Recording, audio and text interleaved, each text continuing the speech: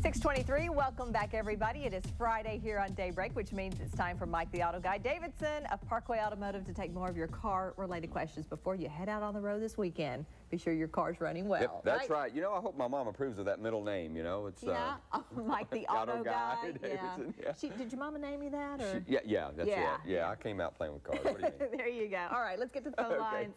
Leanne is up first, in Sheridan. Hi, Leanne. Hello, how are y'all doing this morning? We're good. We're being silly, but you go ahead. Okay, I have a 2005 Trailblazer, and when I'm driving, and it particularly occurs at night, it's like the battery starts to shut down, and I lose like some meters on the battery, and then it goes back to normal. Okay, yeah, that's typically going to be the alternator. That's what you're going to see. That alternator is not charging. I'd have a simple test run on the alternator. Now, what's important here is that they could run that test and it passed if they just ran it with the car sitting static. What you need to do is to turn everything on. Let's load the alternator, turn the headlights and the wipers and the radio and the air conditioning. Let's really load it up and see, can it handle the load that it's supposed to be able to handle. Every alternator is supposed to put out a certain amount of amps, and that's what's going to be measured to determine if it should in fact be replaced. But most likely I'd go right to the alternator. Okay, just like a generator. It runs, but you got to put a load on it to be sure that it really works. Very good.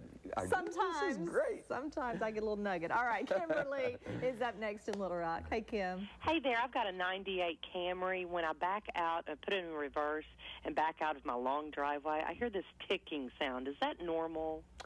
Well, I'm not, if you're turning, that ticking sound could very well just be a CV joint, which would mean it would be time for it to be replaced. So I'd be paying attention as if I'm turning or not. Outside of that, I wouldn't find that noise to be normal if you're just backing up straight, and that's not an issue. And even the CV joint would not be normal. It would be time for it to be serviced. So whether you're turning or not would make a difference. But either way, a ticking noise is not something I typically want to hear.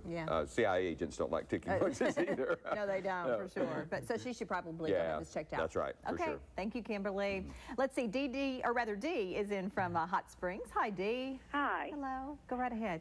I have a 2005 Buick Century, and my driver's side window, when I turn my car on, goes down. What's wrong? Okay, well, that would have to be that the switch is stuck in the on position. There's, even though the switch itself may not necessarily be, those are called rocker switches that may seem to be okay, but inside that switch. So I would go right to that switch. It's a problem, easy fix, not expensive, none of that. Good. So, pretty cool though, huh? Down.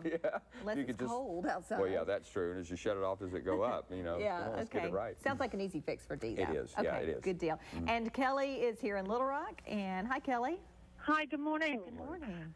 I have a 2001 Nissan Maximum, and I park at about a 45-degree angle in my driveway. And when I go to put it in reverse, it takes all of my strength to get it out of park. Okay, good. Here's all you got to do, okay? Before you put it in park, set the parking brake. That's all you got to do, all right? So set the parking brake very tight. 45 degrees is quite a slant, okay? And you want to put it in, you want to set that parking brake and let the parking brake hold the car, because what you're doing is you're asking the parking paw inside the transmission to hold the car. Typically what we do is we put it into park, let our foot off the brake, and then set the parking brake. Let's change that, okay? Let's set the parking brake and then put it into park, okay? And now the parking brake's holding the car, not their parking paw, and then you can easily pull it out of park. Okay, so I'm thinking she's in drive, but she stopped, and then she uses her left foot to put on the parking brake. She's got to keep her right foot on the brake. Yep, that's correct. Okay. Now in that Ultima, I think she said it was Ultima, may have a center brake there, but either one, that's right. Let's set the parking brake before we put it in park. Before you put it back into park. Problem solved. You don't even have to go to a shop for that one. I might have to practice doing that. Okay. Thanks so much to everybody who called. Let's put up the information about Mike Davidson, the auto guy at Parkway Automotive. They're on Kirk Road in West Little Rock, right off of Chenal. 821-6111, and we'll link his website to ours at KTV.com. We'll do that. We appreciate it. Thanks again. All right. Back in just a little bit. Stay with us. Much more.